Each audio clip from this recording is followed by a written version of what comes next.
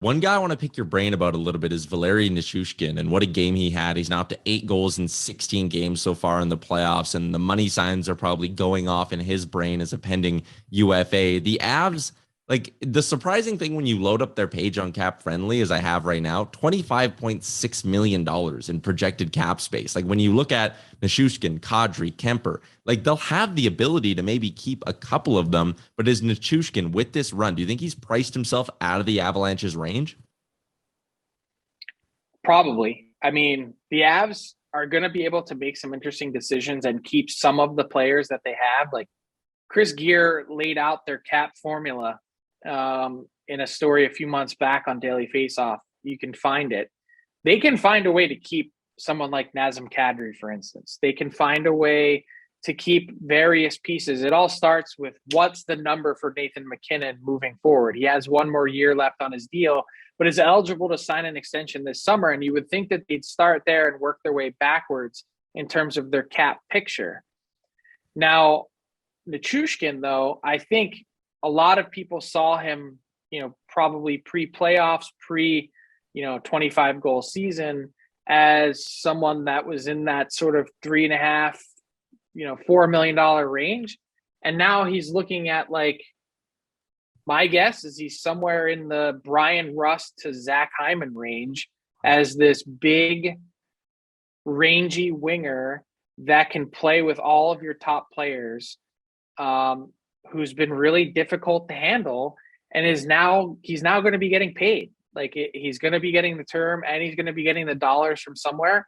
And it's an amazing, amazing turnaround for Nichushkin.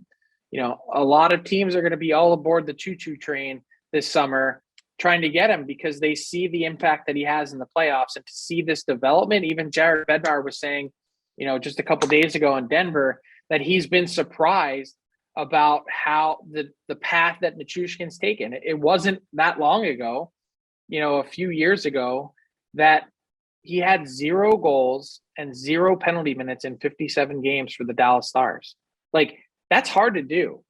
And he's turned into a real player in the NHL. So just let me run with this for a second. Whenever I hear about a guy getting paid on the back of a strong playoff, I go back, and it's just one of those things that's always in my head. I always go back to the Ville Leno thing, right? When he had that wild run with Philly, got his big ticket, was really never the same player again, right? And if you were a GM of one of the other 31 teams, and maybe someone in your circle is like, we got to push hard for this guy, would you not be sitting there going, do we have the system and the talent on our lineup that can replicate what Colorado does, that can put Nichushkin in the same spot he was in this year? Like, I just look at the season he had. Yes, it's great, and he's a driving complementary player, but he got to be a complementary player next to Nathan MacKinnon, Mikko Rantanen, Gabriel Landeskog. If you were another team, would you not sit there and go, how do we bring this guy in without overpaying him, knowing his production could take a step back with our group? And frankly, it probably will, because of the factors you just mentioned. And I actually think a lot of teams need to be aware of the Colorado bump, the Rocky Mountain bump that players have gotten this year statistically. Like Nichushkin is a good example, but there's plenty of others that have, sort of way exceeded their previous career highs. Kadri is another one. 87 points in 71 games. Like, he's never been close to that number previously.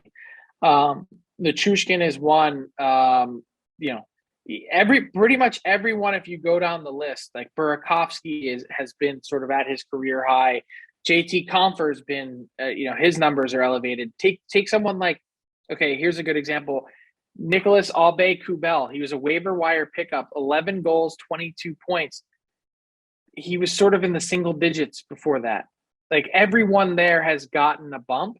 And so to sift through that is going to be important. I think Nichushkin is a little bit different in the sense that he's also become a complete player that's able to contribute to a lot of different facets of your team.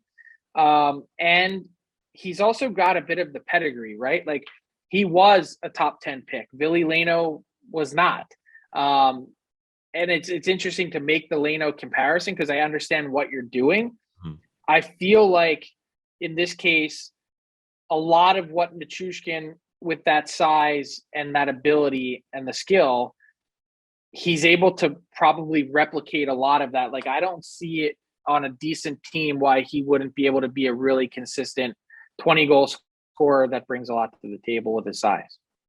I just, if I was a fan of a team who was looking at signing Valeri Nichushkin, like you mentioned the Brian Rust contract, or even Zach Hyman, like, hey, Brian Rust has 3 straight 20+ goal seasons, and he scored 27 and 55 3 years ago, 22 and 56 the year before that. I just look at Nichushkin as a guy who has done that once. He scored 20 goals one time, and for him to be up in that range is just, in the moment, it never feels like a bad deal, right? When you're watching him doing what he's doing in Colorado, scoring these big goals in the Cup final, of course, it's not going to feel like a bad deal to go out. Everyone's going to be licking their chops to try to get a piece of this guy. It's just one of those things that, like, I not to put a damper on any sort of fun Stanley Cup talk or rain on an Avalanche fans parade, or Nichushkin. You are a wet blanket. I am a wet blanket, and I'll just end it there. But I just, oh man, when you say the Rust or Hyman comparable, I'm kind of like, damn, it's a big ticket for a guy who's scored 20 goals one time.